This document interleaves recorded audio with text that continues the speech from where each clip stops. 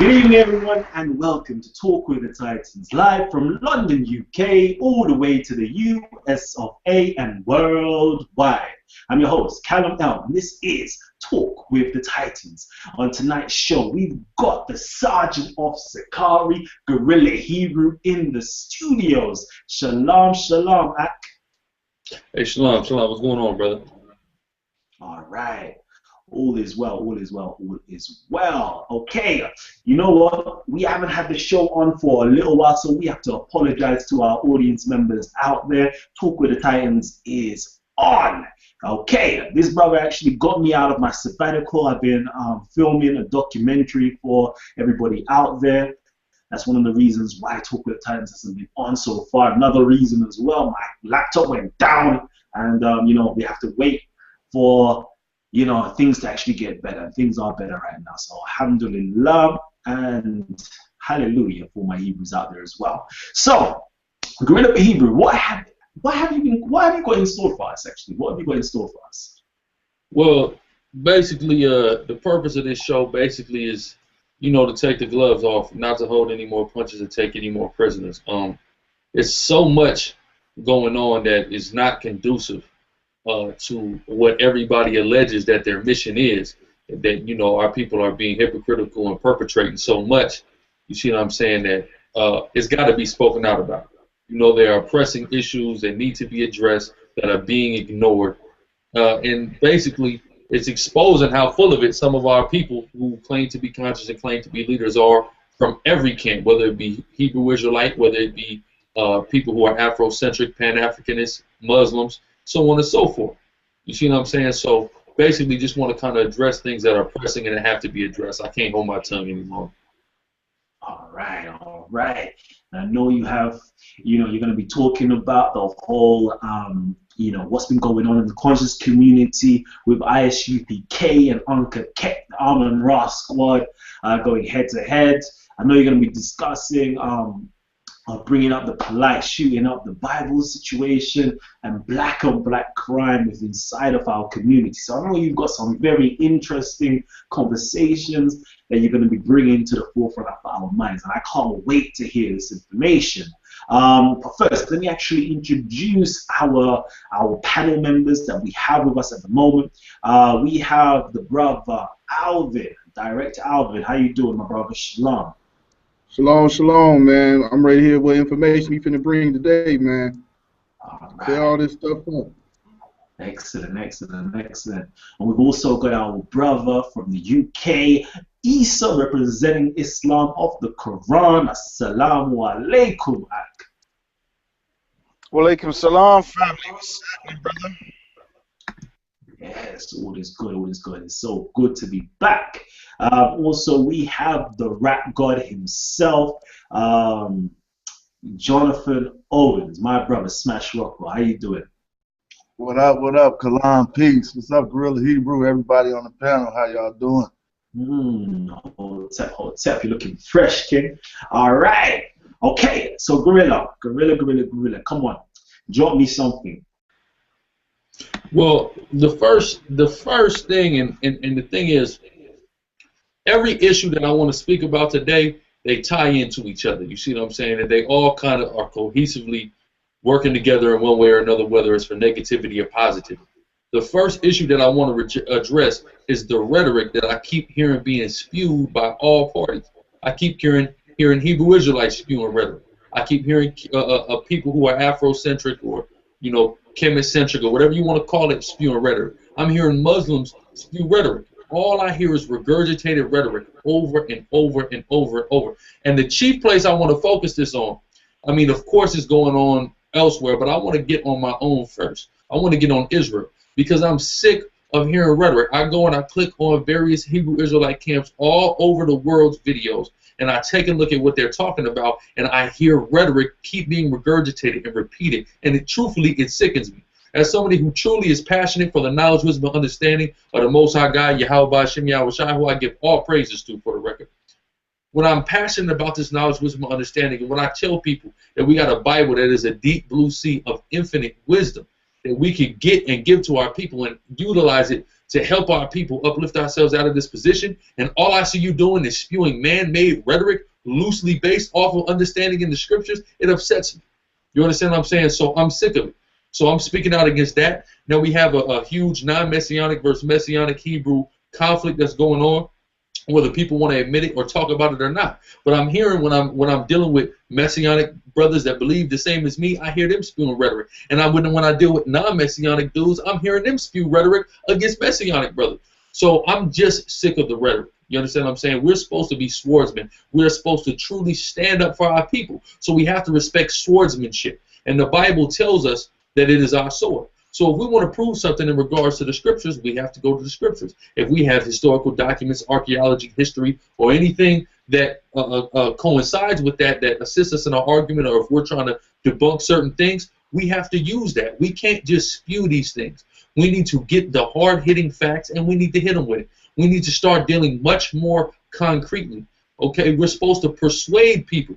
We're supposed to tell people we got the truth. Rhetoric does not convince people that you have the truth. The only people who are convinced that you got the truth by rhetoric are simple-minded people and people that are not going to help your organization anyway.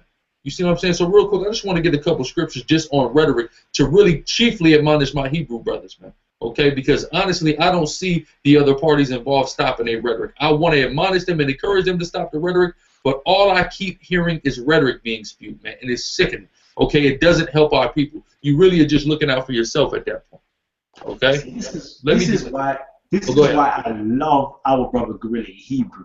He's not a hypocritical brother. He actually bangs on his own. He bangs on himself. If there is something wrong, he reaches out and shakes the tree to say, wake up, all you bad apples, fix up. So my brother, continue. I'm loving what you're saying so far. Yes, thank you, brother. Thank you. Because that's what we got to do, man. Because I truly believe in the doctrine that I'm teaching. You see what I'm saying? I truly believe. I truly believe in the doctrine that I'm teaching. You see what I'm saying? So if I truly believe in the doctrine that I'm teaching, and I see other brothers who truly believe in the same thing that I believe in, but they're not doing it correctly, I got to say something about that. Because there's people all over the world who need to hear what we're talking about and be uplifted by it. You understand what I'm saying? But real quick, let me get this in the book of Titus, the 1st chapter, and I'm going to go here to verse 10. For there are many unruly and vain talkers and deceivers, especially they of the circumcision. So amongst our people, we have many unruly and vain talkers. You understand what I'm saying? And that's what I see. I see that rhetoric that I keep seeing spewed by Hebrew Israelites and people from outside of the Hebraic community who all consider themselves conscious, vainly talking, saying a bunch of words that don't mean anything and are not conducive whatsoever to the upliftment of black people anywhere. You understand what I'm saying? And that has to stop. Okay, because now the ISUPK, they often tell people who come up against them that they hate black people. And that is a very accurate thing to say. And we all need to start saying it. When you see people just spewing rhetoric and unruly and vainly speaking, deceiving many, they have to be called out, and you have to tell them that they hate their people. Because if they did it, if they did love their people, they wouldn't just come with that rhetoric. They would come with true information that's going to help them out, whether it be spiritual, whether it be historical, whatever it is. If you love your people, you're going to feed them with truth. You're not going to feed them with things that make you look good. You understand what I'm saying? So that's got to stop. Let me go here to the book of Ephesians, the 4th chapter, start at the 14th verse. That we henceforth be no more children. Okay, keep this scripture in mind because it's going to come to play a little later in something else I got to talk about. But we are commanded by the Most High to be men, not children anymore. And you got a lot of grown-ass black men that call themselves conscious that are running around like a bunch of goddamn little kids. And that's got to stop. I'm going to start back from the top. That we henceforth be no more children, tossed to and fro, and carried away with every wind of doctrine by the sleight of men. What is the sleight of men? By tricks of men. You know, you have a sleight of hand trick. So a lot of our people are carried away into madness because of the rhetoric that people come with is their sleight that they're using to trick people and carry them away in the various doctrines that don't help uplift our people whatsoever. Let me continue. By the sleight of men and cunning craftiness, that's that rhetoric, whereby they lie in wait to deceive. And a lot of guys are lying in wait to deceive people through their vain rhetoric and talk. And that's got to stop. We supposed to really care about our people, man. You see what I'm saying? And the thing about the Hebrew Israelites, that we do to show we care about our people is week in and week out. We go and we teach to our people. We go and bang on our people in their face and tell them what they do is wrong, and we tell them who their enemy is. You understand what I'm saying?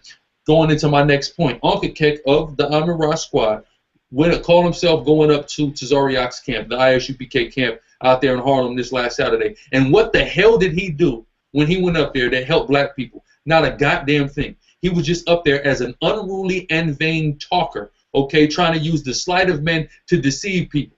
Meanwhile, Tazariak was up there and the other brothers, Sakawar, Katazai, and all the rest of the brothers that are up there that stand strong and firm on 125th Street every week, not just when it's hot, not just when they're in town, every single week. When they go out there, they letting our people know what time it is. They're telling our people to stop dealing with prostitution, dealing with drugs, murdering each other, letting our people know what's going on, our people getting murdered, man. You see what I'm saying? Warning the people. That's if you cared about the people, you would warn them when something negative is getting ready to come. But what does Uncle K do? He comes up with a damn blowhorn and does what exactly? Nothing. Being an unruly and vain talker. You understand what I'm saying? And that's what you Kemet dudes think is cool. That's what you think is helping the people. This is what I'm saying, man. Y'all ain't doing, and I'm going to say this right now because I just got on my people for spewing rhetoric, but now we switching camps. You Kemetic dudes is doing nothing to help black people, man. I see you doing absolutely nothing, especially when you come up. Even if you disagree with the use of the Bible.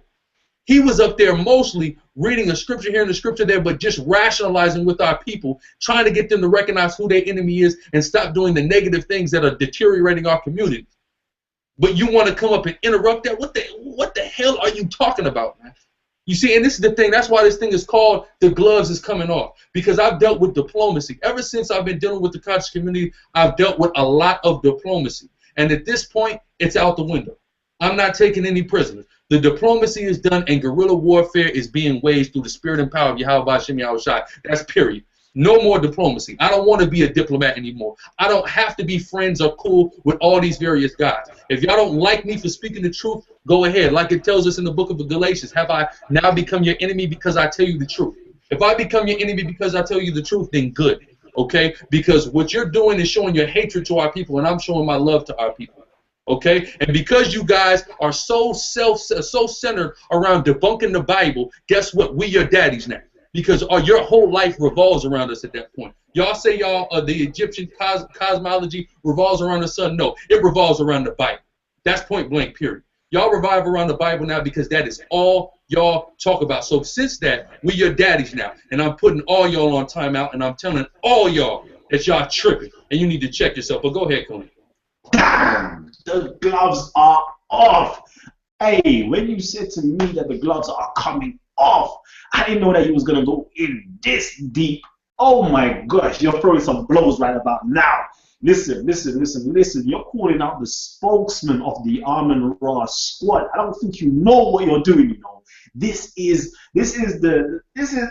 Unc Keck. He reminds me of the best reincarnated himself. He's got that fire within inside of him. Hey, listen. When Unc comes on, I know Unc is gonna hear this, and when he comes on, I'm just saying, prepare yourself. But I already know the gloves are off, and you ain't taking no prisoners. These Kemetic dudes are your children. You're sonning them right now, and you're the dad. Right. I'm loving it. So you know what? And listen, audience members out there, if you're loving the information that you're hearing so far, please just give us a big thumbs up. Let us know that you're liking it. Just type down there that you're loving what you're hearing so far. And if you're new to this channel, just hit the subscribe button. You know what it is. Just hit the subscribe button and follow us. We've got great Titans passing through the studios every single week. We've got an extraordinary Titan passing through next week. We've got Titans passing through the week next week, the week after that, and the week after that. If you haven't seen our past shows, there will be a playlist that should be up here, a little I button. Just click on that and you'll see the past shows. We've had Shaka Ahmos, we've had Jonathan from the Amin-Ra squad on, Uncle Keck from the Amin-Ra squad on, Guerrilla Hebrew on already. We've got Dr. Ali Muhammad on, etc. You know, the list goes on. Asar Hotep as well. The list goes on. So stay tuned, hit that subscribe button because we're about to go in. Let everybody know Talk with the Titans is on right now. Hit the share button and let's kick it. Guerrilla Hebrew, back to you, my brother. Yeah, and I just want to say this, man. I'm going in and I'm going hard, but ultimately it's out of the greater love for my people at large. Point blank, period. And this shouldn't be taken as disrespect. You see what I'm saying? Because I know Uncle Keck, you know, Jonathan is on the panel right now. I know all these brothers who I'm getting ready to call out. I know these brothers, and I've had conversation with these brothers. So it is a respect level. It ain't no disrespect, but it's just, I'm just calling the spade because the gloves is off. So I just want everybody to make sure they understand that. You see what I'm saying? But now what I want to segue into is this polite thing, right? Now, initially, when he shot the scriptures up or whatever, I just fell back. I didn't want to say anything because polite is what you would call an attention seeker. He just is seeking the attention of the Hebrew Israelites. A lot of people may not even know that polite shot the Bible. Could you give us the context of actually what happened? Well, the audience members there who haven't seen this video. Basically, he goes to a shooting range, and he said that there's a lot of holes in the biblical doctrine, so he said he wanted to display that, give us a visual display of that, so he put it up there, and he shot it with his, you know, military gun, whatever gun he had. I forget which exact firearm he had, but, you know, he shot it up. You understand what I'm saying? Now, the thing about polite, like I said, is he is an attention seeker, so I didn't want to give him any attention. You know, I met up with him back in November out here on the West Coast in Hollywood and stuff. You know what I'm saying? We had a good discourse. You know, like I said, it ain't no hard, ain't nothing personal. The gloves is coming off, but it's because it's not for any personal reason. I have no personal problems with any of these individuals that I'm getting ready to talk about. You see what I'm saying? What it is I care about my people. So it's not personal, it's business. Who the world calls Christ Yahushua, when he was 12 years old, he was ministering in the temple and teaching the people. And his mother asked him where he was, and he said, don't you know I must be about my Father's business? So this is what we got to be about. We got to be about the business of the Heavenly Father, because his business and being about it is what's going to uplift our people and get us out of the state that we're in. So I got to be about my Father's business. So this is nothing personal towards anybody. But we all know polite does outlandish things for the sake of seeking attention. You understand what I'm saying? And shooting up the Bible was definitely one of them. But when I sat back and thought and I analyzed the action that he took when he shot that Bible up, what he's doing is he exposed where he's at psychologically. He psychologically is at the level of a toddler. Here's why. When a toddler is not at the intellectual level to figure out a particular object, he likely irrationally acts out against that object and will try to destroy it and try to impose physical harm on it, because they're carnal at that point. They're children and they don't understand deeper spiritual things. So it's okay, polite. I understand your frustration and why you shot the Bible up, because you are not on the intellectual or spiritual level to understand the algorithmic science that goes with understanding the scriptures. So because you're not on that level, of course, at the child's level you're on, you had to shoot it up. But that's why the scriptures tell us, let's be no more children in understanding. Let's be men in understanding and children in malice. But all of you guys, y'all have become men in malice and you're children in understanding, especially in matters of true spirituality.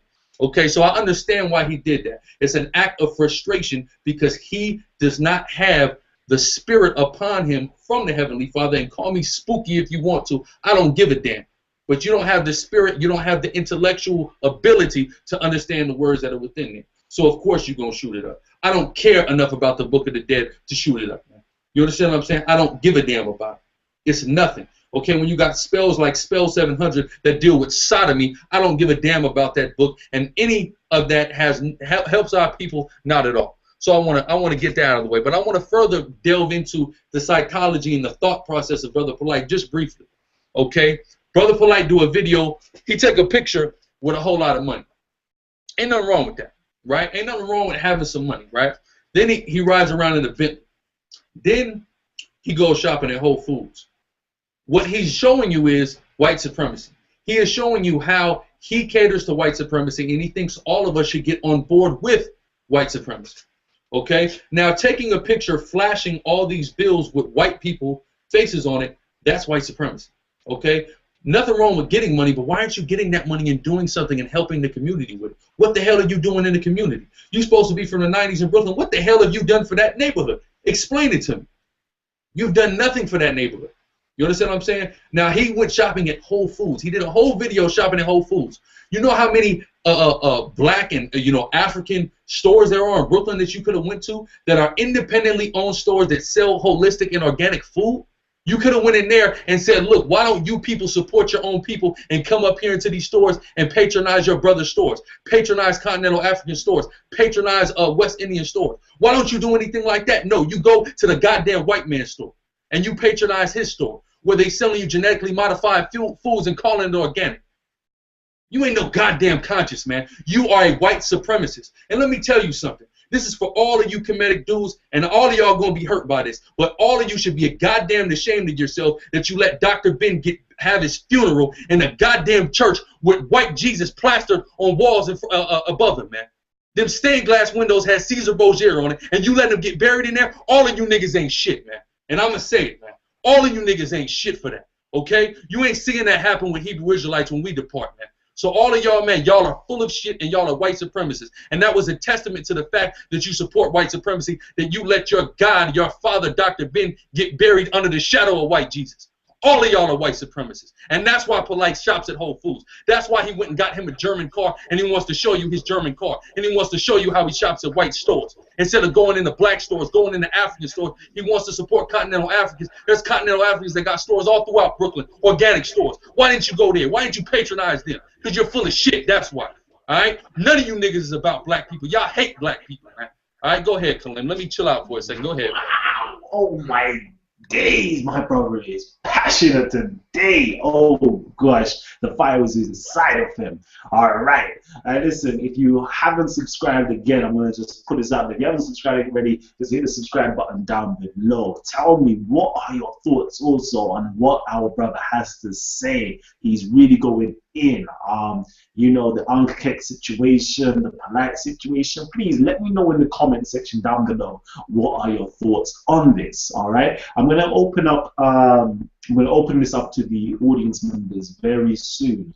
Okay, very soon I'm going to open up the link so you can come in and have a conversation with our Titans. You're going to be able to come in and talk with Guerrilla Hebrew. You're going to come in and talk with the panels as well. So if you haven't already joined us on Facebook, just type in Talk with the Titans, and I'm going to put a link there as well. Inside of the Talk with Titans Facebook group, I'm going to put a link so you can come in and join us and have a conversation as well.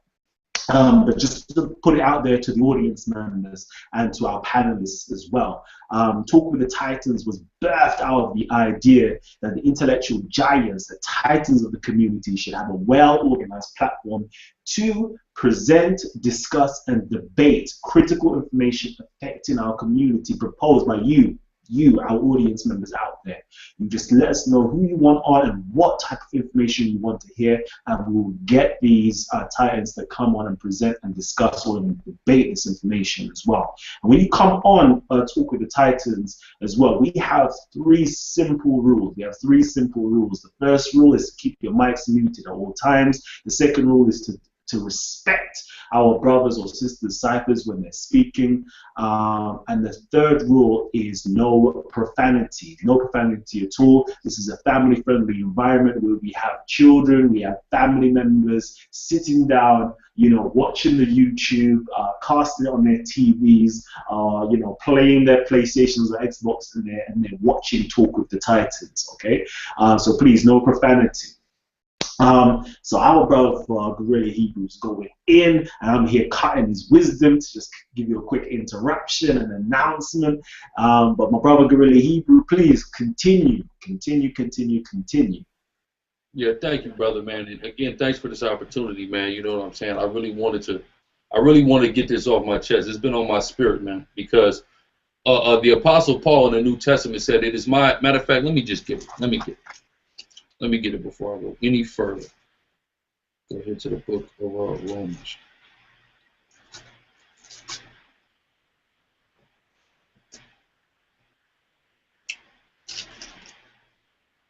This Romans 10:1. Brethren, my heart's desire and prayer to the Most High for Israel is that they might be saved. So that's my mission, and that's my heart's desire to the Most High God, the power, the creator of heaven and earth, the only living God. Okay, that my brethren, my kinsmen, according to the flesh, might be saved. You understand what I'm saying? So this is the reason why you see me out here with this passion. I'm not sitting here doing a damn Academy Award winning appearance, man. You see, act. You see what I'm saying? I'm serious about this, man. I'm serious about black men and women and children getting killed, getting raped, getting robbed, getting murdered, struck out on drugs. You understand what I'm saying? We all become victims. So we all are victims of circumstances to one degree or another. And if you weren't, your people are. People that look like you, or people that share your ancestral lineage are affected by this. So we should care about these things because every other race and every other nation on the planet Earth, they care about what happens to their people. Okay, and they do something when somebody does something to their people. We are the only people, for whatever reason, that don't. You see what I'm saying? And when we do, something gets introduced within it that corrupts it. You understand what I'm saying? So, which I'm going to kind of tie into here in a second. But the next thing I want to talk about is the sovereignty thing, because POLIGHT in the New Covenant, they sell sovereignty. Many Moorish people, they sell sovereignty. What is sovereignty? How can one become sovereign, right? So they tell you you pay them some money, they get some documents, they file some papers or whatever, you start calling yourself sovereign. Okay, let me tell you something. That is a scam, all right? And I don't care if I'm hurting anybody's pockets, because that is a scam. Okay, I was doing some research about a month ago. We were doing a prophetic presentation, and we were showing the history that went along with these prophecies, proving you that the Bible is historically accurate because of the prophecies that it prophesied about prior to them occurring. And it had to do with the formation of the EU and NATO and things of that nature. When I was researching NATO, I went to the Spanish, some information on the Spanish army, and it said something that was very profound that basically cuts heavily into what a lot of these sovereign sellers say. It says that the army of Spain protects its sovereignty. So I don't give a damn what you say about sovereignty. I don't care how many pieces of paper or your national ID card. If you do not have an army to protect and maintain your sovereignty, you do not have sovereignty. And last time I checked, New Covenant didn't have an army. The Moorish Science Temple of America or any of its subsidiaries or any of its splinter groups do not have an army. So if any of those people are trying to market to you sovereignty, they are liars. They are scam artists. It is a lie and it is a ploy. You are not truly sovereign. Y'all need to pay attention. Okay? The scriptures say if you care about your people, you go to the gaps and you warn your people. The gaps are the holes that are around in the fortified fence that would protect the city. So metaphysically, if there's any holes within our communities, we need to go fill them in whatever capacity we can. You understand what I'm saying? There's something called Jade Helm. It is a 10-state military exercise that will begin in July. Okay, and the hot spots are Texas and Southern California. You know what they're doing here in Southern California? They're closing Walmarts down, which you know the type of money that Walmart's getting. They are closing Walmarts down in order to put people in them in short-term internment camps, so you can understand, okay? And you know what they're doing in the drills? You have military soldiers that are going up to people in drills who are saying, we're sovereign, you can't do anything to us, and busting them upside their head with M16s. They did it in Northern California in real life. So all that sovereignty is out of the window. We have real life problems, not problems that exist on the walls of ancient Egypt, not problems that a sovereignty national ID card can solve. Do you understand what I'm saying? We have real life problems, and the only way that we can prepare ourselves for the real life problems is with the Holy Bible handed to us by the Most High God. That is the only way that we could do it, because it's the only book that tells us about these things before they happen. It is the only book that tells us how to arm ourselves before it happens and prepare both spiritually, mentally, and physically before any of these things occur. So all the rest of that stuff, I don't give a damn what you're saying. It's filibuster and it's rhetoric, because it doesn't help us right now today. Point blank, period. Okay? And real quick, I want to make this comment about another observation I made about POLIGHT, and then I'm up off of him. And that's his New Covenant emblem. If you notice, in the New Covenant emblem, you have America enlarged, and you have Africa minimized and up under America. Do you understand that the subliminal message that he's trying to iterate to you, he's not interested in going back to Africa and building Africa. He's interested in living within America and within the confines of white supremacy and trying to prosper within the confines of white supremacy as much as possible, and he wants to do it out of your black pocket. So that's all I want to say about him. Now I'm off him. Dealing with the whole sovereignty thing and back to the things that pertain to that. Really, one more thing about POLIGHT, actually, I lied. POLIGHT said something when he did his little thing with the Bloods and the Crips or whatever, when he was out in Jersey, when he called himself getting a great millstone. And he said, yeah, see, we're going to incorporate, they Crips, they got their own flag, the blue flag, we're going to incorporate that into sovereignty, or whatever madness he said. Let me tell you something, man, because now I want to get into the gang violence, and I wanted to segue that into gang violence and black-on-black violence in and of itself. We have gang violence that is plaguing the entire world, not nation, not Chicago, not Los Angeles, the world. In Amsterdam and Europe right now, you got people from Suriname, black people.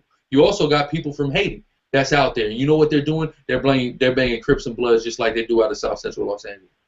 And it's not limited to there. So globally, wherever our people are in the diaspora, we are becoming a part of a system of gang culture. And I grew up in that gang culture.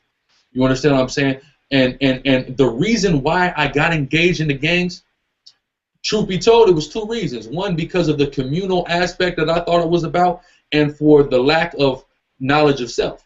And there was an interview that T. Rogers had did with a Blood in Vegas. T. Rogers being the founder of the Black P. Stones, the Los Angeles branch of the Black P. Stone Blood gang.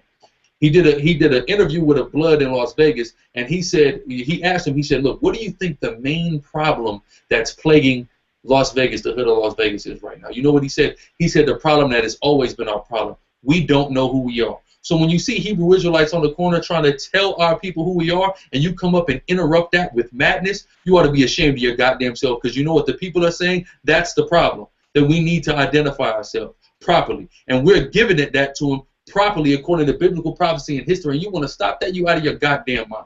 But anyway, dealing back with the whole gang situation that has become a global epidemic, and engaging in it. Now, initially, like I said, the whole ideology of gangs is not a negative thing. It's all for positivity. It's all for having a sense of identity, and all for being about your community and your loved ones and the people that live in your immediate surroundings. But it became something else. And the reason why it became something else is because it was infiltrated. We know what happened out here on the West Coast. We know about the murder of the leaders of the Black Panthers. Yahushua, who the world inwardly calls Christ, and in the Old Testament it says, well, basically in the Old Testament, I believe it's in the book of 2 Kings, I believe. It says, if you smite the shepherd, the sheep will scatter. So when the smiting of the Black Panthers happened, the sheep scattered. All the young black men needed to be a part of something. So various gangs were formed throughout Southern California and elsewhere. It was going on a little bit earlier in Chicago, truth be told. I believe starting about 1957, I believe. And my research serves me correct. But you had that happen. So you had our people scrambling, especially the young brothers that were scrambling, that was trying to create things to identify themselves by. And we had, which was initially called the Cribs, okay, the Cribs, all right? Now, real quick, T. Rogers, in one of his interviews, again, the founder of the Black P. Stone Bloods in the area known as the Jungles, y'all might have seen it on Training Day. He was also in Training Day. He said, when gang culture started in Los Angeles, every single gang wore blue bandanas. Okay, and we know now that's commonly known as the Crips, right? But initially, everybody wore blue bandanas. We got to go a little bit further to understand where the element of the red bandana came. Okay, real quick. And now we got to go to Chicago in order to do that. A lot of people don't think there is a direct correlation between Chicago and Los Angeles gang culture, and on some levels they're correct, but when you get into the origins of it, they are directly connected, and there's a direct parallel. You had two sets of gangs. You had the disciples and you had the gangsters. Not to mention, of course, the vice lords and the Black P. Stones that existed also. But I want to speak about initially the gangsters, like the Supreme Gangsters, the Imperial Gangsters. You had like the Devil's Disciples, so on and so forth. Right? They came together and they formed the Black Gangster Disciple Nation. This is back in the early 70s, where you had King David Barksdale and King Larry Hoover, who they caught. Right? And with King David Barksdale being dead and King Larry Hoover being incarcerated, I believe, in Colorado. So they came together. Where they had this meeting to come together as one was in a Masonic temple. David Barksdale and Larry Hoover were initiated into the Masonic order, okay, and into a white Masonic order, so you can understand also. And this is why you see so many symbols that are very similar to Freemasonry within their organizations, within especially Chicago organizations, because it was a direct Freemasonic infiltration of these young black street gangs. If you know anything about the Masonic, just the surface level Masonic knowledge, you know you have an outer court and you have an inner court. And the people in the outer court really don't know what's going on. The people with the inner court really understand what's going on. So you had these people who founded these gangs and started initiating all these young black men into these gangs. And the young black men, the little homies, that's basically the outer court. They don't know what's going on. They're killing at the command of older men who are initiated Freemasons, who are actually fulfilling an agenda given to them, handed down directly by the so-called white man, who is the Edomite that the Bible speaks of. Okay, so when guns hit the hood, when drugs hit the hood, it is all because of a Freemasonic connection that black individuals who sold out had to white individuals who were both a part of the Freemasonic order. Okay, what does this have to do with Los Angeles? Because the Black Gangster Disciple Nations was not alone in Masonic affiliation. You also, in the People Organization, or the Five as they call it, with the Vice Lords and the Black Peace Stones, so on and so forth, had a Masonic ties and infiltration. So all of a sudden, you got a kid who moves from Chicago to Los Angeles by the name of T. Rogers. The Black Peace Stones, of course, being a gang that was originally started in Chicago. A little after T. Rogers comes to Los Angeles and starts the Black Peace Stone gang, there was conflict with certain gangs in the Crips. And then the Blood Alliance forms. Now, the Blood Alliance is symbolized by the red bandana, right? If you know anything about how the so-called white man operates, you know he does something called controlled opposition. And the controlled opposition usually goes with blue and red. That's why you got Democrats and Republicans. You got blue states, you got red states. Blue and red is basically the same sentiment as black and white. It's showing you opposition. So everybody wore blue, but then all of a sudden, when a kid who was initiated into a gang that had Freemasonic ties and the Black Peace Stones moves across country from Chicago to Los Angeles and starts their gang out there, and then gets a few other gangs a part of them, now you have the red introduced into the Los Angeles gang culture, the blue and the red there, right? Just like going back to Chicago gang culture, the disciples of them, they wore blue, and the people, they wore red. But go ahead, brother. So you're telling me that, you know, the Masons actually initiated, we're talking about Larry Hoover, these big names, these big gang members, into Masonry, and that was the catalyst for the whole gang culture operating in America, that they started these Bloods and Crips gang. Are you telling me that these people, or these Larry Hoovers, etc., were Masonic puppets? Is that what you're actually telling me? And everybody in America that's following this gang culture is, you know, a diluted, you know, it's a diluted version of Masonry infiltration. I don't know. Let me know. Is that what you're telling me? They're basically, initially, they weren't the catalyst. The gang culture existing was at a means to an end, and it was liable to happen, especially due to the fact that we didn't have our identity as a people. We didn't really know who we are. We were given a blanket generic term as Negro, especially during that time. But what happens is you have these young kids who start to get notoriety and become to get leaders because they're charismatic or whatsoever, what have you, and then they may get approached by Freemasons, and they may get initiated, and they may get promised certain things, and you know, and the downhill effect goes on. You understand what I'm saying? That's what happened. We know that happened with Free Red Ricky Ross. You see what I'm saying? With the CIA approached them and helped them to introduce crack. But here's the thing too. Now, T. Rogers, again, in an article written on him about GQ magazine, says the man that helped introduce crack cocaine to America. He was a part of that, right? So would it be far-fetched to say that he was also approached and a part of something, especially because coincidentally he gets initiated into the Black Peace Stones and then moves to Los Angeles, to an area that didn't really have a gang that controlled it, and created one of the biggest gangs of Los Angeles in the Black Peace Stones. They got like three separate neighborhoods that they control. In the Baldwin Village area and things like that. You know, you got the jungle ones and you got the city stones and things like that. So you had that occur, and then he influenced other independent gangs to start this blood identity and start wearing red as their symbol of color, as opposed to the traditional blue that everybody in the city was wearing during that period of time. So basically, there was a Masonic infiltration. Initially, the gang culture was not Masonic, but the Masons, through, you know, going all the way to the top, the elites that want to control and keep our people down, infiltrated. And then they start giving guns to our people. And then they start giving drugs to our people and things like that. It assists them in, you know, the rapid deterioration of our communities. You understand what I'm saying? It creates a culture of people who are either hooked on drugs, killed at a young age, or incarcerated for life. You see what I'm saying? So this is how the white man works. I mean, me and Alvin, on one of the shows that we did, the Warriors of Wisdom we spoke about the system that the white man creates, basically. And it's everything he does is systematic. That's why we call him the devil, because he's good at what he does. He creates systems to keep our people in traps and cycles. The brother Schoolboy Q, very famous dude, on his first album, he had a song called Cycles. And in the hook he said, I know niggas that killed niggas that killed niggas that killed niggas that killed niggas. You see what I'm saying? So it's the cycle because it's a system or a pit that's been set up by our oppressor to keep us within that cycle. You see what I'm saying? Wow, wow, wow. That's real interesting information.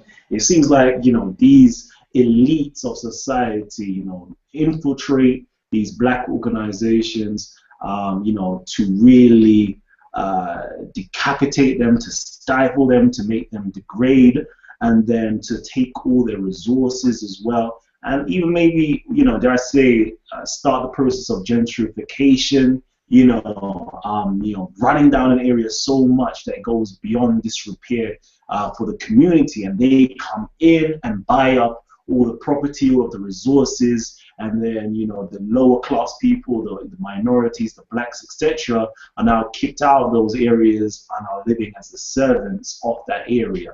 While their once rich, prosperous area is now in the hands of the elite of society. This is very interesting, very interesting. And hopefully you and Brother Alvin could come in and give us, an in-depth, discussion or presentation on the happenings, on that type of happenings. But yeah, I'm going to hand it back to you. Continue. Yeah, definitely. I'll be looking forward to it. But and that's the thing. Our people don't know these things, and the reason why our people want to be a part of gangs oftentimes, again, is for lack of knowledge of self, right? And this is Hosea 4:6. My people are destroyed for lack of knowledge, because thou hast rejected knowledge. I will also reject thee, that thou shalt be no priest to me, seeing that thou hast forgotten the law of thy God. I will also forget thy children. So the reason why people are destroyed is for that lack of knowledge. And we see what, even though gang culture initially started for positivity, it ended up in negativity. So it's a system that destroys our people. So because of this lack of knowledge, our people get involved in things that ultimately leads to their destruction. And it's prophesied right here in the Bible. Our people are lawless. And that's the thing about a lot of the gangs, man. A lot of the codes of ethics that even existed in the early 70s, right now today, as in the OGs, right now today, those codes of ethics are no longer intact. They don't even exist anymore. You see what I'm saying? It's been a rapid deterioration of the morality of our people. But if we come back to who we are as Hebrew Israelites, and we come back to the law, statutes, commandments, and the customs that the Most High God gave us, we wouldn't be plagued by any of these problems. But our people don't want to do it. They would rather be Pan-Africanists, because in Pan-Africanism, you don't have a code of conduct and morality. You can really just go as you please. And when you look in the scriptures, it'll tell you about different periods of history for Hebrew Israelites, and they'll say that there was no king in Israel at this time, and every man did after the will of his own heart.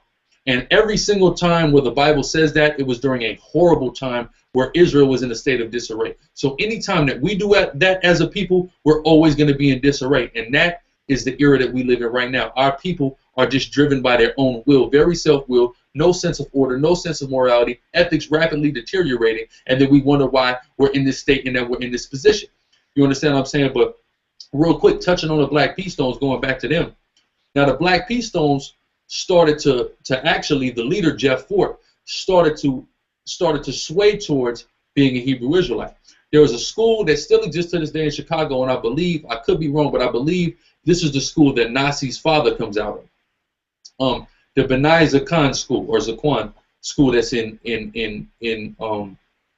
Chicago. And there was a faction of the Black P Stones that existed for a short period of time that was known as the Israelite Stones. And what happened is Jeff Fort was trying to break away from what he had got and start receiving Israelite teachings. He eventually rejected the Israelite teachings for the Morris teachings and the creation of El Rukins and things like that, because there were certain things that he couldn't do if he was a Hebrew Israelite. He can no longer run a drug ring being a Hebrew Israelite. You cannot distribute narcotics to your people and be a person of the Most High God. You can't do it. So he went into a system outside of the scriptures that had less strict bylaws, that he felt like he could be allowed to do as he pleased and continue in this criminal enterprise with. You see what I'm saying? So that's the thing about the scriptures. The scriptures are very strict. They're very plain and to the point. And Hebrew Israelites were very strict when it comes to following the laws and following the Torah. You understand what I'm saying? So a lot of our people are turned off by the order and the strictness and the discipline that comes with being a Hebrew Israelite. That's why they're so quick to reject being a Hebrew Israelite. And that ideology, that lazy, niggerish mindset, that's something that has to go too, because that is in no way conducive to the uplifting of our people. You see what I'm saying? And when you come and you knock the brothers, you say we Power Rangers, we come and stand on the corner and shout, and you knock us, what you're doing is knocking progress. Because we are trying and going in smash mouth style, getting in the face of our people. Because that's how you got to wake a nigga up sometimes. Sometimes our people are hard sleepers. You got to throw a bucket of water on them. You got to get in their face. You got to shake them and tell them to wake the hell up. And we're doing that, and what the hell are you doing? You sitting at home. But you got the nerve to knock us. That is ridiculous. That is oxymoronic. Stop it. You are anti-progress and you are anti-black people when you do that, point blank, period. You know, me, I'm talking about the Masonic influence in gangs. I was a devout gang member when I heard about the truth. And I had to turn from all of that. I had to stop selling drugs. I had to stop committing adultery. I had to stop going out of my way to destroy my fellow brothers. I had to stop doing all of those things for the Most High God. But in these other systems that people allege to be a part of, you don't have to stop. You're not required to stop for those things. So people are more swayed to get involved with those things because of lack of discipline and a lack of strictness, man. And we need that as a people. We need discipline. How many brothers, when they was growing up, their mama told them, man, I'm going to send you to boot camp, man. You see what I'm saying? Boot camp is becoming a Hebrew Israelite. You talking about the ultimate boot camp? Becoming a Hebrew Israelite is the ultimate boot camp. Coming back to these law, statute, commandments. You see how militant brothers are when we stand in the street. We got to know scriptures off the top of our head, cut into people, deal with all this, and that. You think this just comes overnight? No, it doesn't, man. It takes long, hard study, and it takes discipline. We got to stand on hard concrete. The white man destroying the earth. We got to stand on this hard concrete for hours and talk to a bunch of people who are being reprobates, who would rather be lazy. You see what I'm saying? That takes true militancy. That takes true discipline, and that takes love, most importantly, the Most High God and your people, man. Okay, so if y'all condemn us, it's because you don't have those things. You don't have love for the universal creator, and you don't have love for your people when you knock us for doing that, man. Go ahead, brother. Wow, okay. I'm actually going to open it up, open up the dialogue to our audience members. Okay, our audience members out there, if you would like to come onto the panel and ask any questions, I'm going to post up the link on the Talk with the Titans Facebook group. So if you haven't, joined the Facebook group, send a request and I'll add you in. Or you should just, you can even Google the Talk with the Titans Facebook group and you should be able to see the link pop up. So I'm going to send it off so you can join and ask any questions. For those of you who haven't got any questions, those of you who do have comments and questions but can't join in on the Google Hangouts, just type your questions or your comments into the commentary box down below. So yeah, I'm just going to send this off right now. Brother Guerrilla Hebrew, if you've got anything else to add, please add it right now before everybody jumps in and asks you any questions. Yeah, before the question comes, I just want to hit a couple points real quick. Dealing with the culture of black on black violence that occur, it's a question that's constantly been being asked. Why are we so quick to kill our people, but we're not? We won't do anything to the person who's been killing us and raping and robbing and murdering us, and has us even in the position to where we feel like we're at odds with our own brothers. And it's a sick cycle. You have a lot of rappers. I believe Alley Boy just he just was in a situation in Los Angeles, and he was like, the only thing I run from is cops. And a lot of guys pride themselves on that. And I'm not necessarily knocking that. You see what I'm saying? But it's like, okay, we run from cops. We run from a conflict with cops. We want no problems with the police, but we go out and seek issues with our own brothers. How crazy is that? The only way to answer that question is there's a system that's been in place, and it was prophesied that this system would be in place, that our people would have this type of mentality, okay, and the Bible tells us this, okay? So real quick, I want to go to Deuteronomy 28 into the curses, and I want to go to the 54th verse. So that the man that is tender among you and very delicate. So the Bible said we're supposed to look at each other as delicate. We're supposed to value every single black life as precious. Okay, so that the man that is tender among you and very delicate, his eye shall be evil towards his brother. So it was a curse that we were going to have this evil eye. This is the only thing that explains why our eyes are so evil towards our brother. Does this mean that the curse, the Most High just snapped his fingers and the curse just magically happened? No. We understand that a system has been put in place by the so-called white man that has created an ideology and a thought process like this. You understand what I'm saying? The Most High is much more practical than a lot of y'all make him out to be. You think every time we talk about the Most High, we're talking about some spookism. He operates very practically. Okay? Let me continue. His eyes shall be evil toward his brother, and toward the wife of his bosom, and toward the remnant of his children, which he shall leave. And we know, we can all see clearly that that's something that we are suffering from every single day. But real quick, I want to get this one scripture, and then I guess we can take questions. It looks like we got a brother who got a question. Let me go here to the book of Isaiah, the first chapter real quick. And I'm going to just quickly read the 21st verse. How is the faithful city become an harlot? It was full of judgment and judgment. Righteousness lodged in it, but now murderers. So we used to be a people who were a high moral standard. We used to love righteousness. We used to judge righteously and establish peace and equity with amongst our people. Well, what are we doing now? We have become murderers now. You see what I'm saying? How has this happened? How has the greatest people on the planet Earth lost their morals and started to want to be like the so-called white men, our oppressor? You see what I'm saying? How has this happened? It's all because we turned away from the law, statutes, and commandments that the Most High God gave us. So the moral of the story is we need to come back to those so we can reestablish peace and reestablish equity amongst our people. But we can go ahead and take whatever questions brothers have. Okay, all right, let me go into this right now. I know my brother, Director Alvin, has some commentary that he wants to give. So, Brother Alvin, your mic is open right now, so go ahead, shoot away. Yeah, I just want to make a comment about certain different kinds of people that call themselves Kemetic or Egyptian or whatever. It's like when it comes to Polite, he reminds me a lot of Anton LaVey in the sense of I don't think he really believes what he says. I think he caught on to something that gives him a lot of attention and then runs with it, and now you get some kind of celebrity status off it. You know, you drive, like I'm a director out here in Chicago. I do music videos. And he did everything I see rappers do in these videos I direct. He does the Instagram picture with the money, they do that. Drive around in the Bentley, they do that. Parade all his wives around to show he got hoes, I do that. You know, they do that. It's like, and then when you look at Anton LaVey, he didn't believe the devil exists. He didn't believe in none of that stuff. He was a showman. But he was getting a lot of attention and prestige off it and end up getting some kind of celebrity off it and have followers. And the stuff that Polite is doing reminds me of Anton LaVey a whole lot. Like, there's some people that I do believe they genuinely science or whatever you want to call it, but I don't really think he really believes in that stuff.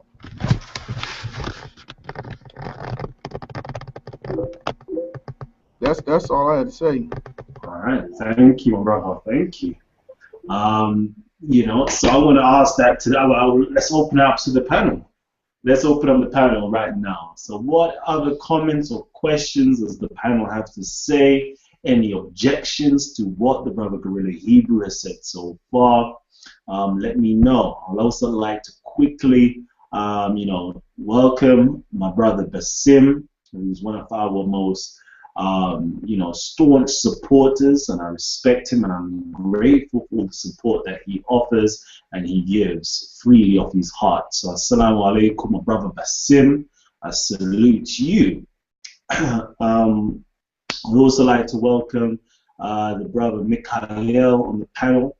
I know some of us have heard him. He's there on the debate talk for you. That's Sal's debate talk for you. I know he's one of the, you know, one of the greatest debaters on there as well. So I'd also like to welcome him on the panel as well.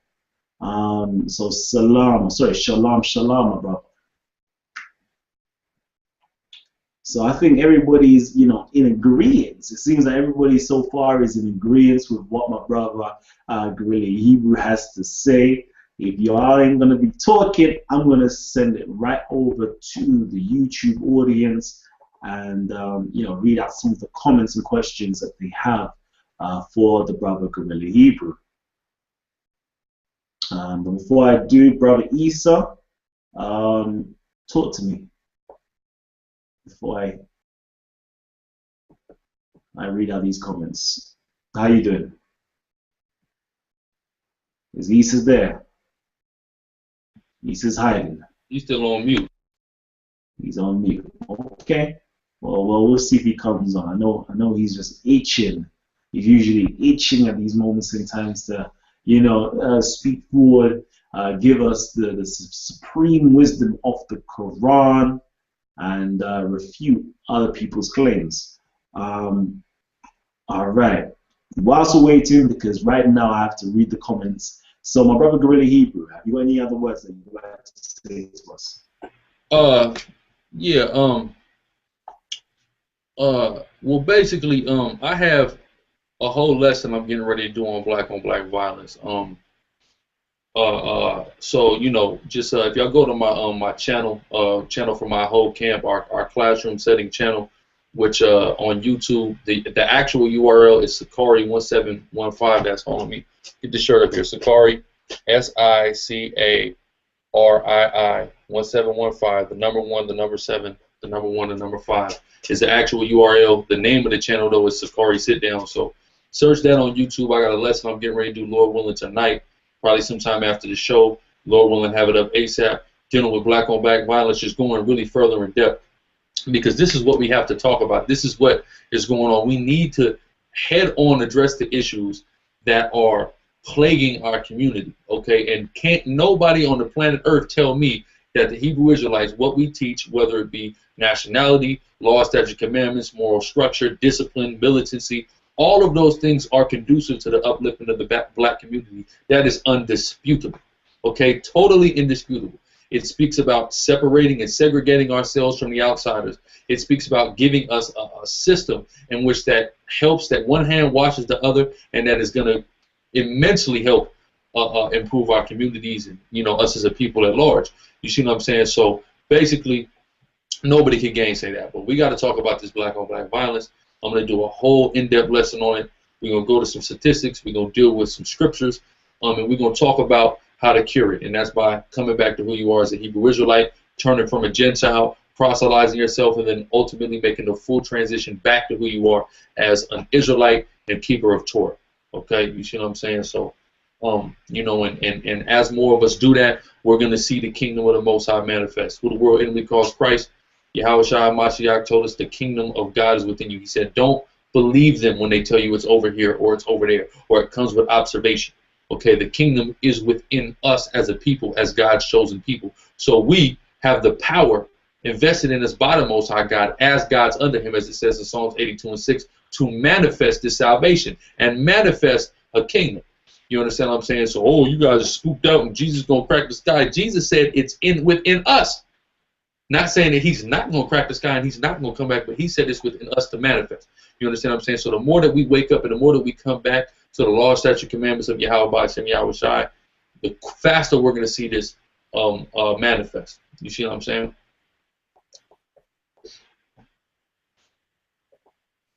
All right, thank you, my brother. All right, I also have to give a big shout out as well to the Black Lotus Civilization. I see you, family. I see you. Respect, salute as well. I can see you're going in with the comment in the comment section. I see my brother Yusuf as well from the Islamic the Brotherhood of the Islamic. I can't remember the actual name, so forgive me. The Imam Talib actually oversaw the burial service for Dr. Ben in the Abyssinian Church, and they did a janazah prayer, the Islamic Muslim janazah prayer for Dr. Ben as well. So I see you out there. I hear the comments. So salute to you lot. So, you know what?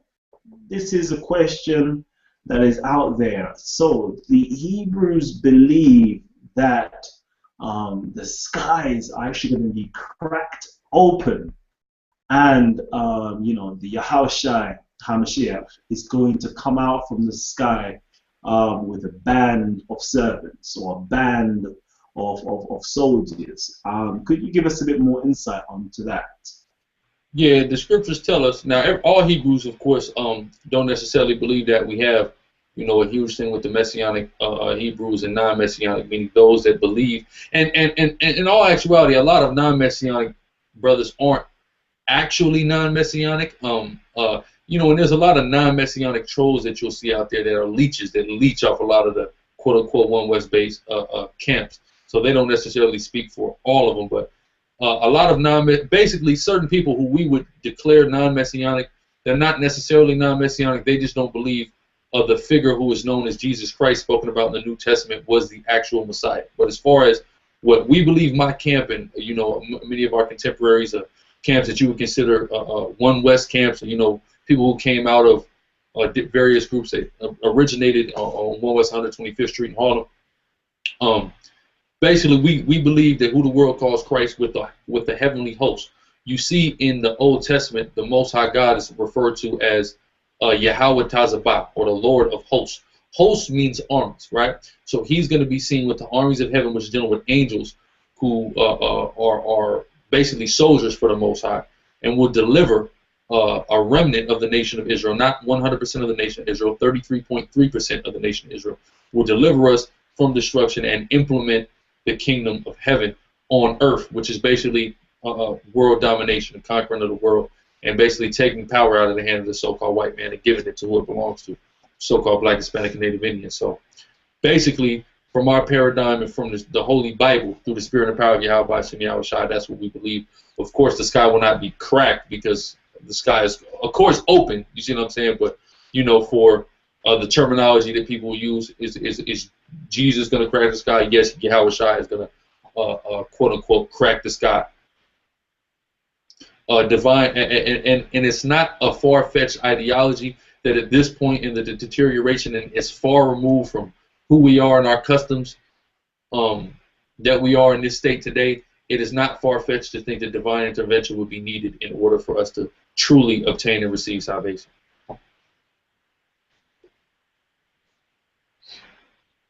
You muted, King. You muted. Another hot topic that is out there as well is the so-called hatred for the Africans. Could you give us a bit more of an actually, let me ask you this fundamental question. Do you, have the same ideology as the ISUPK for the, the hate for Africans? Basically what I'll say is this. I'll say that I hate every nation that's not an Israelite. So Hamitic nations, I hate. Now, I have a hatred that's more directed towards a certain group of people, would be the Edomite, the so-called white man, but every single African is not a Hamite, and that's a misconception that we got to understand. I got this book here. I got a few books here, but it's a good one. And Shaka almost recommends it for those of y'all that, respect his scholarship. The Africans who wrote the Bible is by a brother, a PhD brother, Nani Dakwa, right? He's a PhD brother. He's actually out of the Ashanti tribe. He's an Akan. Okay, so basically, he details how the biblical manuscripts and the people that are spoke about in the Bible actually exist today in West Africa. There's another book called Revelation, which is written by another Akan brother that details the same thing. So, and it's not limited to West Africa. There are also those of us that are elsewhere, parts of Central Africa, East Africa. You got the Limba tribe and things of that nature. So you have people who are African in the sense that they currently reside on the continent that is known as Africa, who are actually patrilineal Hebrew Israelites. So to generalize that there's hatred for all Africans is, that's kind of rhetorical. You understand what I'm saying? Kind of going back to the rhetoric I spoke about earlier. You see what I'm saying? Really, it's Hamites. My hate is directed towards Hamites, and there's a reason for that. And I want to go into something because me and the brothers, the Spirit was on the brother to go into the entire book of Zechariah, the prophet Zechariah in the Bible. And I want to show y'all something real quick. This is Zechariah. I'm in the 9th chapter. Real quick, where am I at here? Where am I going to start? Matter of fact, let me go to Amos 1. Go ahead. Why are you looking for that? I just want to give some clarification, because a lot of times we hear, these stinking Africans, etc., etc., and a lot of, the black folks, the Kemetic folks are feeling quite offended by these words that are being stated.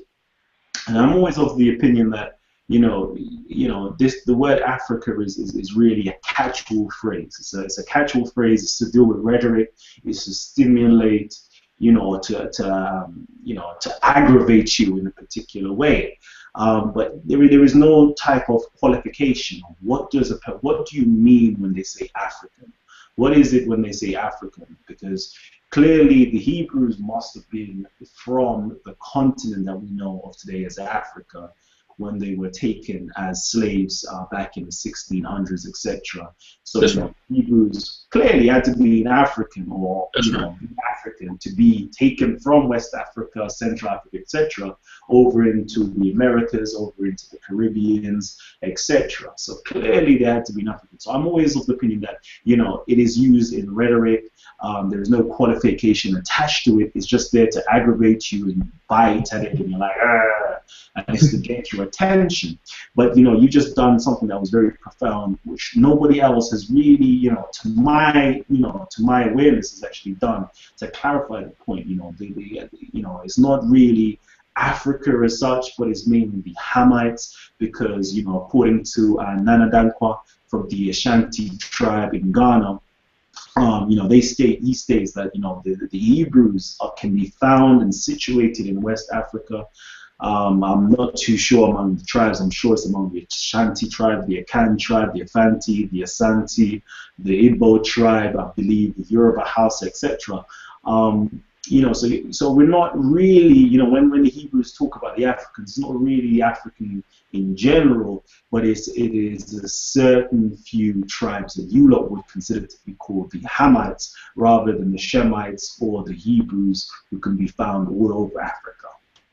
Yeah, exactly, and that's something we got to qualify, and we got to quantify, and we got to contextualize the statement of what people mean when they say Africa. And I think brothers who are Hebrew Israelites need to do a better job as far as doing that. You see what I'm saying? As far as saying, well, these individuals, they are, I'm referring to the Hamitic people. You see what I'm saying? And here's why. I'm gonna go here to the book of Amos, and I'm gonna start at the first chapter, and I'm gonna start from the 9th verse. Thus saith the Lord. And I want to say this real quick before I do that. As far as Israel and Africa, when we deal geologically, as Uncle Keck, who just came on, will point out, Israel is on the African tectonic plate. So technically, Israel is in Africa, if so we can make that argument. But real quick, this is Amos 1 and 9. Thus saith the Lord, for 3 transgressions of Tyrus, Tyre, an ancient city of the Zidonians, Hamites, Africans, as some would say, right? And for 4, I will not turn away the punishment thereof, because they delivered up the whole captivity to Edom, because the Tyrians and the Zidonians co-conspired with the white men and the Edomites, especially when they went and started to assume the identity of the Grecians, which is historically documented. They co-conspired with these white people to enslave us as Israelites. This is why we have a negative sentiment towards Hamitic people, because they co-conspired with the white man thousands of years ago to this very day, even during the transatlantic slave trade, to sell us to them. You understand what I'm saying? So I'm going to start back here from the top. Amos 1 and 9. Thus saith the Lord, for 3 transgressions of Tyrus, and for 4, I will not turn away the punishment thereof, because they delivered up the whole captivity to Edom. So because they co-conspired with the Edomites, the white man, to enslave us, they did it thousands of years ago, and they did it in recent times. And remember not the brotherly covenant, because we had a brotherly covenant that was established during the time of King Hiram with the Zidonians, with the Hamitic people, with the African. Verse 10, but I will send a fire on the wall of Tyrus, which shall devour the palaces thereof. Now, if anybody knows history, when Alexander the Great started his escapades, or whatever you want to call them, he went to Tyrus and he burnt the walls of Tyrus, proving that biblical prophecy tells you history before it happens, proving the historical reliability and validity of the Bible. It said that fire would be upon the walls of Tyrus. Go in history. Did Alexander the Great, or the Greek, or whatever the hell you want to call him, send fire to the walls of Tyrus? Yes. And why did the Most High God have that to happen? Why did he prophesy that would happen? Because even back then, the African or the Hamite was co-conspiring with the so-called white man to put us, the Israelites, into slavery. That's why we have an issue towards the so-called African or the Hamite, so you can understand. That's our problem. This is where the resentment comes from, because they have always co-conspired with our enemies, chiefly the so-called white man, to come against us. And I want to get this scripture real quick, and we can move on. Here in Psalms, the 83rd chapter. Psalms 83:3. They have taken crafty counsel against our people and consulted against our hidden ones. They have said, come and let us cut them off from being a nation, because they want possession of our land. That's what it's all about. That the name of Israel may be no more in remembrance. For they have consulted together with one consent. They are confederate against thee. So they're in league with the white man, right? The tabernacles of Edom, the white man, and the Ishmaelites, the Arab, of Moab, and the Hagarenes, right? So we're talking about basically all the peoples of the earth. Gebal and Ammon, and Amalek, and the Philistines, Hamites, Africans, with the inhabitants of Tyre. Okay, so we see that a lot of so-called Africans were co-conspiring with other of our neighbors who were jealous and envious of us as a people, and because of the land that we possess, and have been in confederacy and been conspiring together to come against us, get us out of the land, and cut us off from being a people. That's where the resentment for the Hamite comes from. Okay, but yeah, we can move on. Thank you, my brother. I know our panel here is itching to jump in with the conversation, but I'm just going to respect our YouTube audience and our Facebook audience, and I'm going to ask you one question here, and we're going to go on to our panel. So the question here is, basically, Guerrilla Hebrew, would you entertain some sort of interfaith coalition to benefit people of color? And if so, if you're down with a coalition, what could we do to help the people? So, an interfaith coalition of color. What that is honestly New Age ideology. At one point in time, I might have been willing to entertain that, but because of the lack of effort that I have seen put forth by the people of other ideologies, I'm really not interested in that.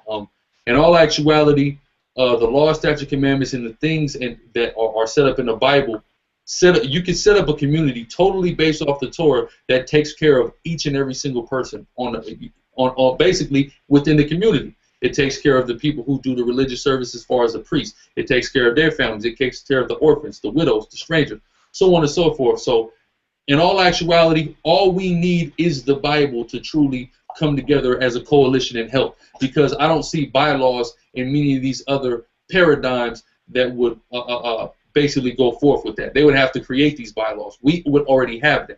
You see what I'm saying? So really what it is people need to get on board, because all they're doing is stopping the true progress of us as a people.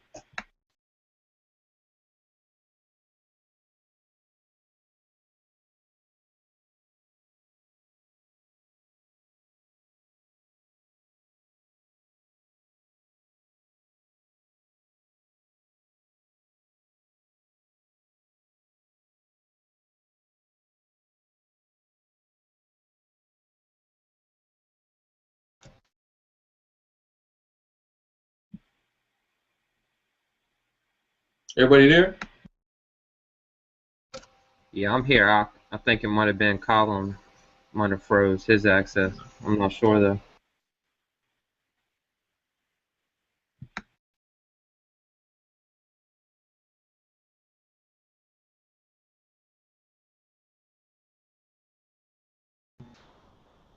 Hey, good job on slaying this body, Guerrilla. Hey, you took the gloves off for real, man. All praise to the Most High, man, you know. Yeah, man. Oh, there go Colin. Yeah, man. I'm glad a lot of this stuff getting cleared up, because I'm just wondering, when is it going to be the end? What got cleared up? What got cleared up? A lot of stuff. As far as with the difference of the Hebrews and the doctrines and that whole polite thing, that's cleared up. It got cleared up with what our brother just said to us. When it got cleared up with what Guerrilla Yeah, Hebrews? as far as yeah, he cleared it up. But and he'll tell you. If you want to ask him about what wasn't cleared up, you can ask him. He's right there. Well, he came out talking about rhetoric.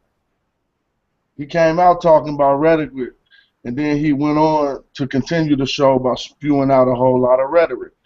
How did I spew and show a whole lot of rhetoric? Well, if you look up the definition of rhetoric, rhetoric is language designed to have a persuasive or effective effect on the audience, but often regarded as a lack of sincerity or meaningful content. So if I don't consider you sincere or your content meaningful, I can consider your diatribe rhetoric. You didn't give us no sources on nothing. You keep on talking about how the Bible is a solution. That's all rhetoric. Everything you saying is rhetoric to bring people to your side of the table. Okay. So I didn't bring any sources. What history did I sit here and talk about some type of historical thing that existed? Did I sit here and try to give you some eloquent presentation like y'all do, putting people to damn sleep with that nonsense? No, the hell I didn't. What needed sources? Okay, I said Polite acted like a little kid. We can all take a look at little kids and see them get mad at inanimate objects because they don't have the intellectual capacity to deal with it. Am I lying? All of that is language designed to persuade. All right. Okay. So it wasn't meaningful or sincere.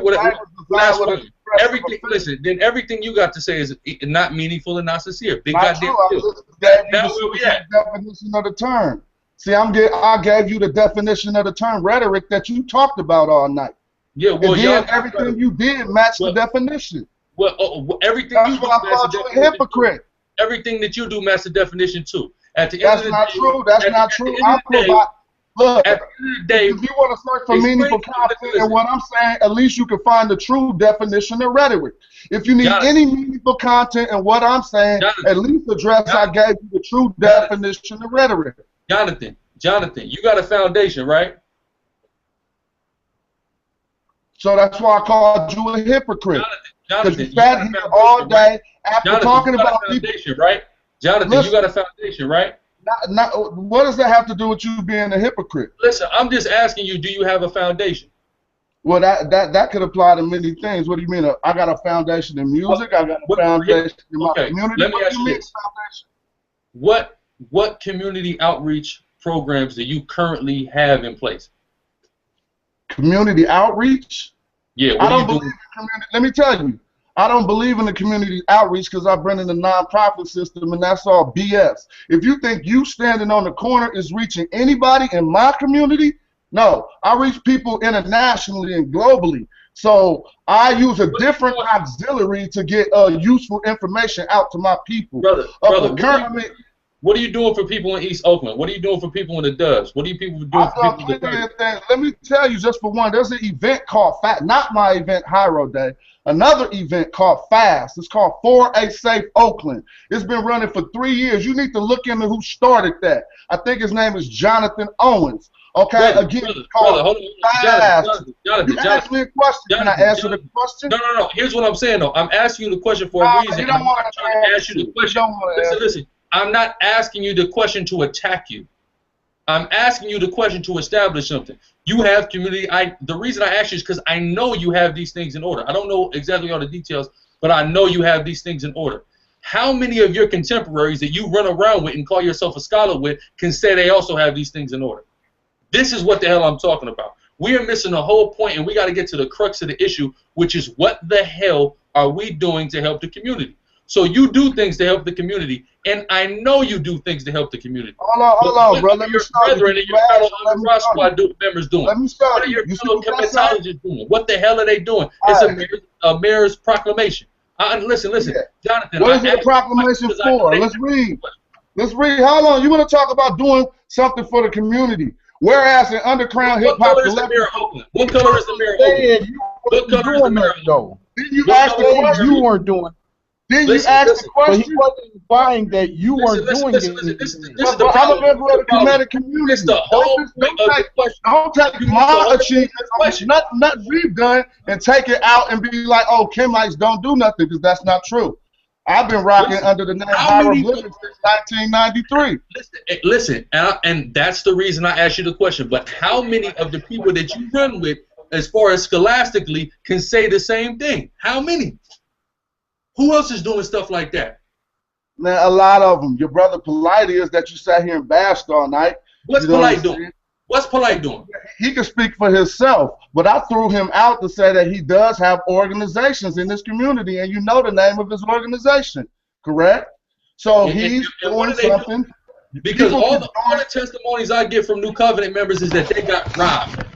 Well, That's it. that's not my field or my category, but the question you asked was what was they doing? So I just named this organization. You see what I'm saying? And you can go through. I mean, there's so many Kemetic communities. You go from Asar Aset to plenty other Kemetic communities that you just probably are not privy to.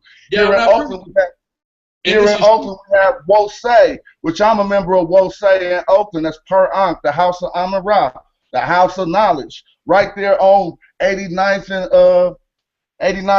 and D or whatever, or 89th and D, whatever. You know what I'm saying? But there are associations and Kemetic communities all over the nation. But again, my point was you came out taking off the gloves and then you didn't spew out nothing but rhetoric and you just did everything you blamed everybody else for doing. You know what I'm saying? Okay, thank you, my brother. Not true. That's not true at all. Whatever. Thank you, my brother Jonathan, for your input. I'm sorry, everybody, but my, my computer kind of shut down. I believe the internet kind of shut down, so I missed a good load of what was going on. We're gonna take a few more questions and comments, and then we're gonna close the show. The show is gonna close for the live viewing, but if you still want to get in and ask Brother Guerrilla Hebrew any questions, we're going to stay open for a little bit longer where you can actually talk with the panel itself. Brother Mikhail, I know you've been waiting for a while. I'm not too sure if you were able to actually weigh in on the conversation, but if you haven't, the floor is open to you right now. Okay, shalom, shalom to the whole panel, man. Shalom to my Guerrilla Hebrew. Love you, bro. Shalom. And I have to say this was extremely powerful. I'm pretty sure you're familiar with how the spirit works. Now, they can call it spookism, but I have not talked to you. I did not, Kalam even kept his secret on who was going to speak today. He just said it was one of your Hebrews. Yesterday, we were on a private hangout talking about this exact same thing. And I have to say, I stopped broad stroking everybody.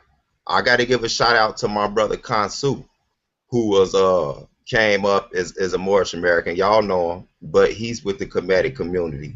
And me and him are both from Chicago, and we were both active gang leaders at one time. You know, outstanding members, rather, as they call it, gang. I don't even like that term, in Chicago.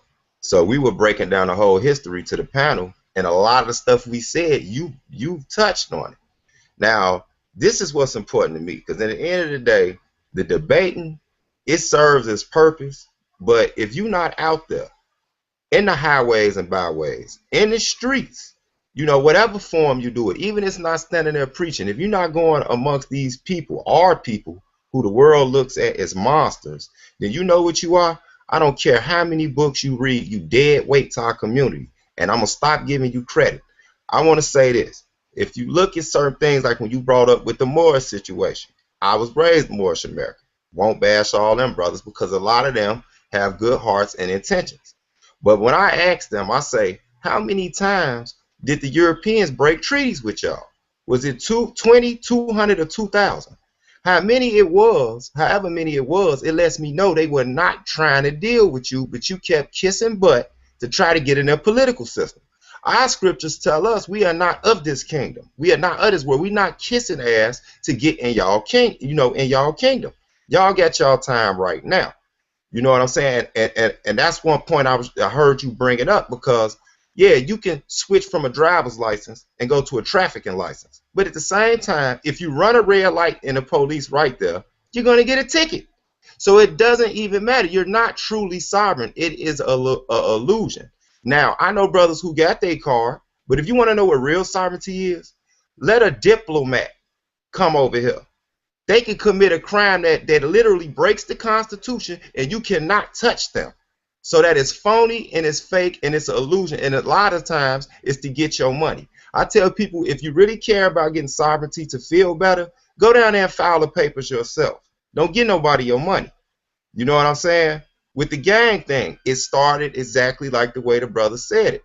And so my whole thing is, I'm going to get in contact with you, bro, and we're going to get together and we're going to put some stuff together. So I say shalom to your whole work. Shalom, shalom, shalom. All right. So I'm going to open up again, for a last time to a panel member. So anybody on the panel has anything to say, now is the time to say it while we're still live on air. So the mics are open. I'm going to give you a few seconds to jump in. All right. I got a question. Go ahead, my bro. I also often hear my brothers refer to prophecy. Even my brother Guerrilla Hebrew tonight referred to prophecy as if our condition today, the plight of black people, has been prophesized as if it is commanded by God. Well, if that's the case, why do they also ask for the solution to what has been commanded by God? I mean, if there's a prophecy, can we read and find out when it's going to stop in the book? Tremendous question, Jonathan. Thank you for that question. The answer is yes. Okay. The question, what you hear Hebrew Israelites do, right? Typically, is go to Deuteronomy 28 in the 68th verse, right, and tell you, look, we came into Egypt again on ships. Now, that's the primary source in Scripture that we say prophetically describes the situation that we are currently in. Now, when we go to verse 15, when the curses start, it tells us why, basically how to break the chain and to break the cycle. Deuteronomy 28 and 15. But it shall come to pass, if thou wilt not hearken unto the voice of the Lord thy God, to observe to do all his commandments and his statutes, which I command thee this day, that all these curses shall come upon thee and overtake thee. This is why we encourage our people to come back to the Torah, to the laws, because the reason why we're in this predicament is because we rejected the laws. Okay? Real quick, I'm going to get 2 Kings real quick, or 1 Kings rather, and the 8th chapter, where I'm going to start at. Okay, this is 1 Kings 8 and 47. This is King Solomon speaking. Yet if they shall bethink themselves in the land whither they were carried captives, right? So we here in America, right? And if we think in the place where we're carried captives, and repent means stop being wicked and come back to the laws, and make supplication unto in the land of them that let me start. And repent and make supplication unto thee, meaning unto the Most High, in the land of them that carried them captive, saying, we have sinned. So we have to stop sinning and we have to acknowledge that we sin. We have sinned and have done perversely and have committed wickedness. And so return unto thee with all their heart and with all their soul. So this is what we need to do to stop these curses. Return to the Most High with all our heart and soul, with all our mind, body, power, and spirit, in the land of their enemies, which led them away captive, and pray unto thee toward their land, meaning pray to the east toward Yahweh, to Yahweh, right? Which thou gavest unto their fathers, the city which thou hast chosen, and the house which I have built for thy name. So the thing is, we need to come back to the system that the Most High God gave us that we could clearly put to the test and show that it's beneficial. For example, I mean, simply the 10 Commandments. Even they teach the 10 Commandments in the church. Thou shalt not murder. How many of our brothers murder every day? Thou shalt honor thy mother and father. How many of us have issues with doing that every day? Thou shalt not make any prostitute of the daughters of thy people. How many of us have issues of that every day? Now, Jonathan, you in Oakland, go to E14. Are our brothers making prostitutes and whores out of our daughters? But if they believed in the Bible, they would stop doing that. I can't guarantee that of any other system. If they followed the Bible. Now, I ain't even going to say believe in the Bible, because a lot of our brothers, they believe in the Most High. They have a zeal of the Most High. But if they literally were in a state where they were told that they needed to be disciplined and follow this for real, not like grandma told you to do it, for real, things like this wouldn't be occurring. And that's just the crux of, I mean, not the crux, that's just the surface of it. It gets deeper. Whether it be dietary, our people wouldn't be dying so much, man. If we knew how to take better care of ourselves. All of these things can be found within the 613 laws of the Torah. So the whole thing is to reverse this, and to get out of this situation, we need to come back to the law, statutes, and commandments the Heavenly Father gave. All right. Thank you, my brother Guerrilla Hebrew. And that just seems like a very excellent note to leave this live session with. If you want to hear more from Guerrilla Hebrew, you're always welcome to join the panel. Also, Guerrilla Hebrew, what have you got? What projects are coming up in the future? What are you working on? How can the brothers and sisters out there who are loving what you are saying so far get in contact with you? Yeah, just you go to my camp's YouTube, which is SICARI Sit Downs, or SICARI, and the number's 1715 on the URL. Hit us on the Facebook, facebook.com/Exodus, and the number's 1715. You know, and you can get in contact with us that way. Right now, we just did a full breakdown, a comprehensive prophetic breakdown of the book of Zechariah. Went into a lot of the history and the history that has already occurred that's within it, and the things that are still to come that are within it. We also have a few other things. We're going to do a thing on some Mexican history. We're going to do some information on Esau being a white man and going into the history and the prophecy that all concerns that. I also have a documentary that I'm working on through the Spirit, Lord willing, should be out soon, called Valley, and it's speaking about the Valley of Dry Bones and the history of the Hebrew Israelite movement in the United States of America. So hit us up with any of that, and you know, look out for those things. But mainly go to our YouTube. I got the lesson on black violence that should be up, Lord willing, by the end of tonight. Oh, excellent. Okay, great stuff. So I'm sorry for all my panel members out there who didn't get an opportunity to talk on the live feed, or those who are on the YouTube that didn't get a chance to ask their question as well. Can I say something? If you join us, one second, if you join us, you know, after the show, hopefully then, you know, you can get some of your questions in. Let me just make sure that my mic is completely up. Brother Ankh, you have something real quickly to say? Yeah, I was just surprised that Guerrilla Hebrew would say something negative about the Amon Ra Squad. I've never said nothing to him. All right, negative one with. Matter of fact, I've tried to help him, and he can tell you right now that I was one of the ones that piqued his interest in archaeology. Right? I said, Doug, you can't keep working that shit like that. Learn some archaeology. You know, he was just running around with that book. Hold on, dude. I know you're looking like a Palestinian over there. I see you. But my point is, you said that I was out there with rhetoric. So let's look at the word rhetoric. First of all, rhetoric is an Egyptian thing. Okay, that's like the art of speech. Let's get that straight. Second of all, right, what they was talking about, Malcolm did that before. They just on the corner howling about the white man and the devil. How is that a solution to help out people? What I effectively did was I went out there and I got them out the Bible. If you look at their whole discourse, 99% of the time they was out the Bible. So it's important for our people, right, to stop relying so much on the Bible and learn the history of the world.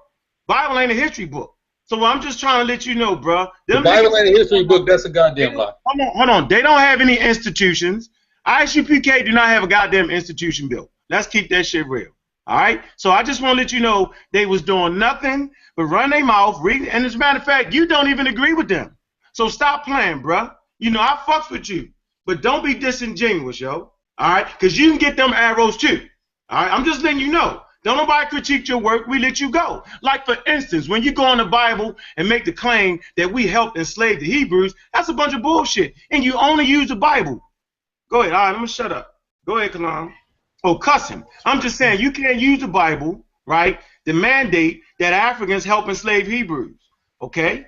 The only thing you said that was smart, right, is that those brothers that have accepted Judaism, right, this in West Africa, they wasn't Hamites because there ain't no such thing as Hamites. Come on, man, I ain't even talking to you, yo. So you need to just stand the fuck down, Miguel. I'm talking to my man right there. I'm sorry about cussing, right? The point I want to make is, come on, man. We all in this struggle together, mighty Hebrew. I want to bear for a reason to let people know that there's other information and other books beside the Bible calling white people the devil. That's all I want to say, brother. Now, if I can respond to that quickly, Kalim. I said in the beginning, it wasn't no personal attack. You know what I'm saying? I ain't coming to attack you personally, but I'm speaking out against not liking what you did in your methodology in allegedly trying to uplift the people. The whole thing is the Bible.